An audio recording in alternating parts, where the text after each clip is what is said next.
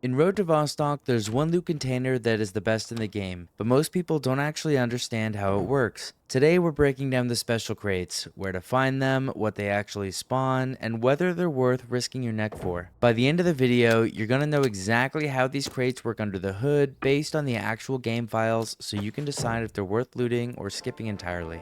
Let's get into it.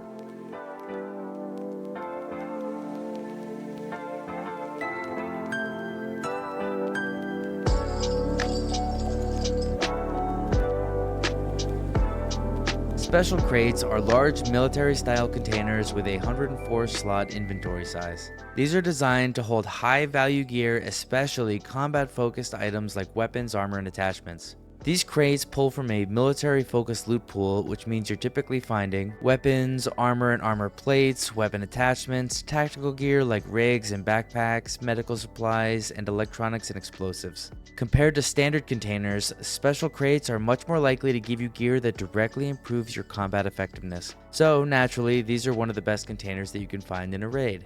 I mean, if you've spent any amount of time fighting the AI in Road to Vostok, then you know some extra armor, weapons, and optics would be most welcome. You should note that even though these are high value containers, they still follow the game's loot rarity system of common, uncommon, rare, and legendary. So while special crates are biased towards the better loot, they are still not guaranteed to give you top tier gear every single time. You're still rolling that RNG, but just from a better loot pool this time. Now what most players get wrong is special crates are not tied to events. Instead, each map has multiple fixed spawn locations for special crates. Also, each of those locations has roughly a 10% chance to spawn one of those crates per raid. So what does this mean in practice? The crate locations are static, but whether a crate is actually there is random each run. This is why sometimes you're going to find one, and other times the exact same spot will be completely empty. So here's the real question. Should you go out of your way to farm special crates? The answer is yes, absolutely yes, but only if you do it correctly. Now, because of the 10% spawn chance per location, checking one spot is unreliable. This is where running multiple spawn locations in your route becomes the most consistent way to farm the special crates. So instead of hoping to find these, you want to stack the probability of hitting multiple spawns per raid. So in order to do that, you want to learn the spawn locations on the map, generally speaking, and then build a route that hits as many of those as possible. This way, farming the special crates become a sure thing and not just a gamble. Now the best route I have found to farm special crates is to go to Vostok and just sprint through every single apartment. Because this takes a lot of time, I usually do not stop to loot every cabinet along the way. You're free to do this, but instead, I basically just sprint through here, clearing every room where the special crates have a chance to spawn. If they're not there, then I simply move on to the next apartment. Once I have cleared the entire apartment area, I just exit that apartment location and then re-enter it so the loot spawns will reload fresh.